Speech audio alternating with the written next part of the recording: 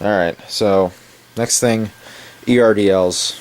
These are original, but one thing I'll tell you right now, the trousers are 1980, so they're pretty post-war, but the pattern is still close enough to resemble the actual Vietnam War ERDL or ERDL camouflage pattern. And then we got t-shirts and socks and crap, and I'll get to that in a bit.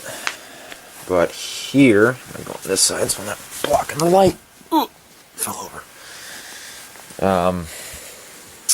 So, yep, these are ERDLs, which I'm not sure about all Marine units, but I know at least Kilo 37 by mid to late 1968, 1969, 1970, definitely by 1969, and then of course into 1970, were issued ERDL jungle fatigues.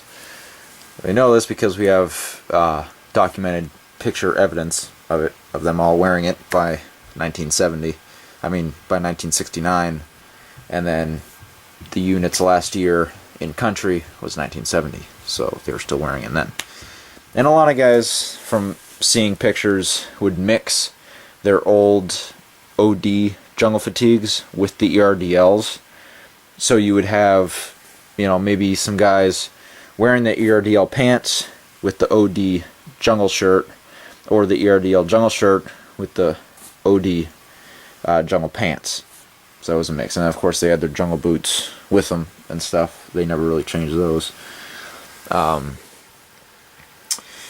Yeah, so pretty much, actually no, exactly the same pattern as the OD ones, the third pattern jungle fatigue, only it's in the ERDL ripstop material.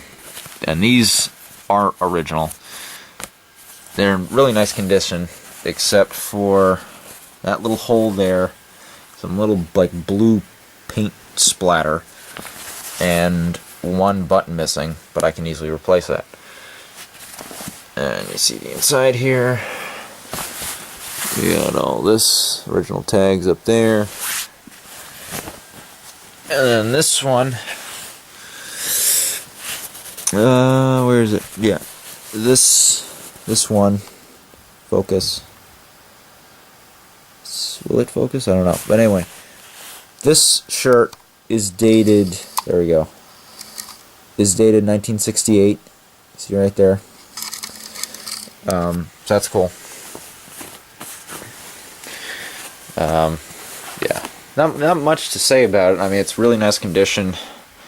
Not sure how much I'll wear it this year, but I have them, which is good because I want them.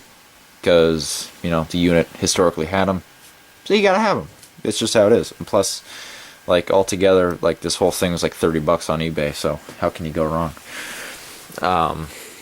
Sleeves are rolled down just because, and all buttoned and stuff, but this gives you a chance to see, you know, how the sleeves are, because on the other ones it was rolled up. So you got the two buttons there, and this, you know, little buttonhole with a little extra gap there. So yeah, it's good. And I'm not gonna try and wait. Yes, I can get that. Yeah, so that's the shirt and the pants. Like I said, these are dated 1980, but they're in the same pattern as the Vietnam War ones. You know, you got the cargo pockets on both sides, and these are interesting. And the OD ones, I do not believe had these, but it's this extra flap inside the fly that buttons to another button right there. So like you button that, and then you button the fly. I found that really interesting. But that's there, and then of course you got the kind of multiple sizes cinch straps on the edges, which of course the OD ones have these too. Yeah. So those are the ERDL fatigues, and then t-shirts and stuff over here. But first you got GI socks, OD green, cushion sole, yada yada yada. Nothing too special about them. They're wool, cotton, and nylon, I believe. I have dozens of pairs of these things because I go through them a lot at events, and it's always good to have plenty of socks. And one thing I didn't get to in previous videos, and I wanted to, is my Vietnam watch. As you can see, it's almost 6:15 right now. But I got this from War Militaria. It's another Rothco item. I've worn it for a little over a year in the field and in all the elements and everything our recreated Vietnam has to offer. And it served me very well. It's really, really well made.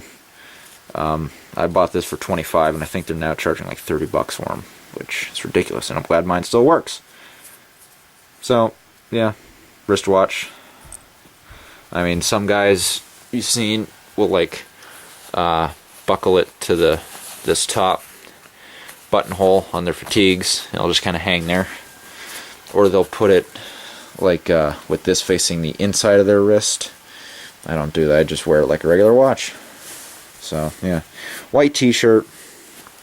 These were more, in terms of out in the field, these were more of either a dressy item or a more early war one. It wasn't until, at least not for Kilo 37, wasn't until later war where the green tees started becoming much more common and really kind of eliminated the white t-shirts. Because these, you know, even under your fatigues, are pretty visible when you're just seeing that neck and stuff. Green t-shirts are great. I have tons of white t-shirts, good number of green t-shirts, but I wear the green t-shirts more often because we do more of a late war impression anyhow. So, yeah. That's pretty much it for you. Ooh, actually, wait. I lied. There is one more thing uniform related. So one last thing, I promise this is the last thing, is my M65 Field Jacket. Don't wear this very much, only when it gets really cold at night, or it's like raining and it's cold. Which of course, in the summer of New England, can't happen. You don't always get nice tropic temperatures all the time. In fact, you usually don't. It gets like 80s, 90s, but that's fine for us. U.S. Marine name tape. Right, or branch tape. Keep calling it name tape. It's branch tape. Pockets. This is the M65 Field Jacket. You know, these were kept being developed off of the M43s in World War II, the M51s in Korea, and then there was like I think an M60 or an M56 or something like that, and then M65. But it's got a little hood here. I really don't use it for much. If anything, it's just extra crap to carry around, but I promise you that is it. See ya.